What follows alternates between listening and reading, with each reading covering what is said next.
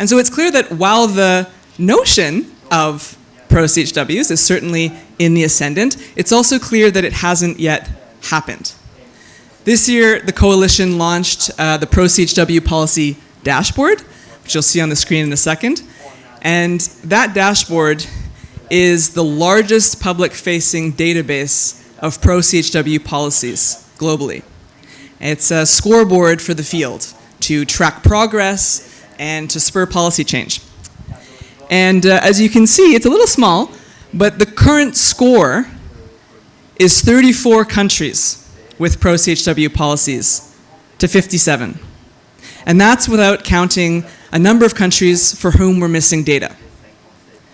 So while it's clear that paying CHWs and including CHWs in policy deliberations are technically sound positions, it's also clear that these remain disruptive claims in the current context.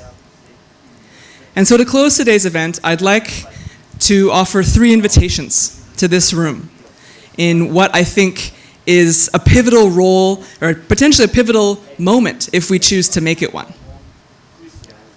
First, I'd invite us to get comfortable with controversy. You know, it feels pretty good to be in this room. We have a nice view. Everybody agrees with us. We're clapping. We're patting ourselves on the back. But what about when it starts to cost you to be a CHW advocate or a CHW ally?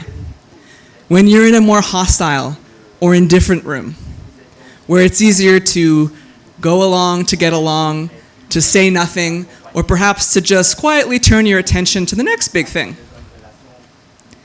Klein reminds us, first they ignore you, then they laugh at you, Cadillac, then they fight you, then you win. And I sense that we are transitioning from a season in which our movement is in vogue to one in which its implications that we've heard discussed today, that, as the minister said, requires intense upfront investment, that, as John and David has described, requires a change to RFPs as usual, that these implications will be met with resistance. So what is our plan for rising opposition? For the moment in the meeting where enthusiasm about CHWs joining the conversation morphs into offense at what they actually have to say. We need to stand strong in the discomfort, and we need to do so long enough to win. My second invitation is that we would do this with humility and a spirit of inclusion. We were really excited to see the pro-CHW movement profiled this week in Foreign Policy. You guys will all get a copy of that article following this event. And when I was being interviewed for that story, the journalist asked me, who are the baddies? Who should we be naming and shaming in this article? And I think I disappointed him. Because I said no one. No one's the baddie. Because global financing institutions and guideline makers and those 57 ministries of health did not wake up this morning with malice in their hearts. They are just people, and they are responding to less than ideal incentives. And that's why we as a coalition are so focused on changing guidelines and funding and policy, because we believe that when the game changes, so do the players.